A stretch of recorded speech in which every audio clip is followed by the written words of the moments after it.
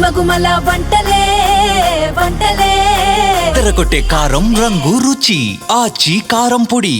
స్వల్పకాలిక వ్యయ బిల్లుకు ఆమోదం లభించకపోవడంతో దాదాపు 7 ఏళ్ల తరువాత అమెరికా ప్రభుత్వం షట్డౌన్ను ఎదుర్కొంటోంది. అర్ధరాత్రి గడువుకు ముందే ఈ బిల్లును సెనెట్ ఆమోదించకపోవడంతో అమెరికా ప్రభుత్వం షట్డౌన్లోకి వెళ్లింది.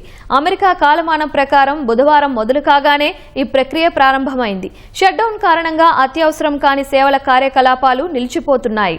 యుఎస్ ఎడ్యుకేషన్ డిపార్ట్మెంట్పై ప్రభావం పడనుంది.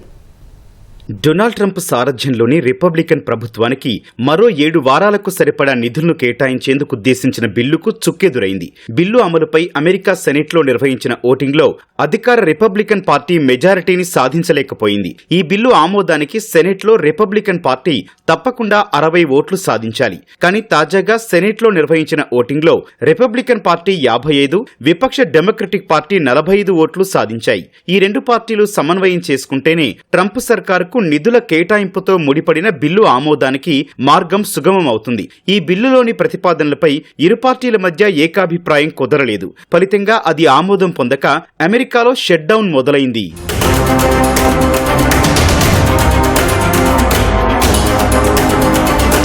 అమెరికా కాలమానం ప్రకారం బుధవారం మొదలు కాగానే, అంటే భారత కాలమానం ప్రకారం బుధవారం ఉదయం 9:30 ఈ ప్రక్రియ ప్రారంభమైంది. బలమైన ఆరోగ్య సంరక్షణ సంబంధిత ప్రయోజనాలను డెమోక్రాట్లు డిమాండ్ చేస్తున్నారు. దీనికి రిపబ్లికన్ ప్రభుత్వం వ్యతిరేకంగా ఉంది. ఈ నేపథ్యంలో తమ డిమాండ్లు నెరవేర్చని కారణంగా స్టాప్ గ్యాప్ ఫండింగ్ బిల్లును డెమోక్రాట్లు అడ్డుకోవడంతో ఈ షట్డౌన్ మొదలైంది. షట్డౌన్ వల్ల అత్యవసరం కాని సేవల కార్యకలాపాలు నిలిచిపోనున్నాయి. అమెరికాలో లక్షల మంది ప్రభుత్వ ఉద్యోగులపై షట్డౌన్ ప్రతికూల ప్రభావం చూపనుంది. దాదాపు 7,50,000 మందిని పని ప్రదేశంలో రిపోర్ట్ చేయవద్దని చెప్పే అవకాశం ఉంది.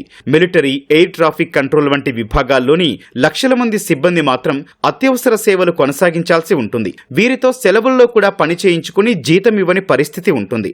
షట్డౌన్ ముగిశాకే వారికి పాత వేతనాల చెల్లింపులు జరగనున్నాయి. కొన్ని కాంట్రాక్టుల్లో ఈ చెల్లింపులకు ఎలాంటి హామీలు ఉండవని తెలుస్తోంది.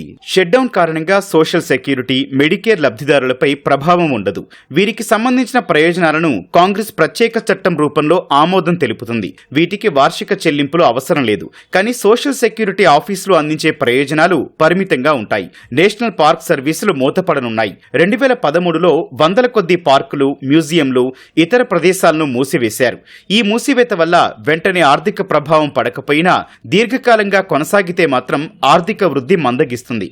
అమెరికాలో ప్రభుత్వం షట్డౌన్ కారణంగా యుఎస్ ఎడ్యుకేషన్ డిపార్ట్మెంట్పై ప్రభావం పడనుంది.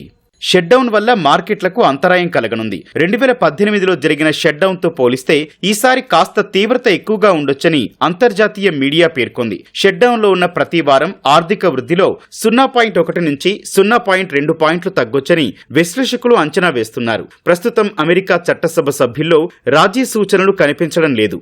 అమెరికాలో షట్డౌన్ మొదలైతే ఎంతకాలం కొనసాగుతుందో చెప్పలేని పరిస్థితి ఉంటుంది. 1981 నుంచి అమెరికా ప్రభుత్వం 15 సార్లు మూతపడింది.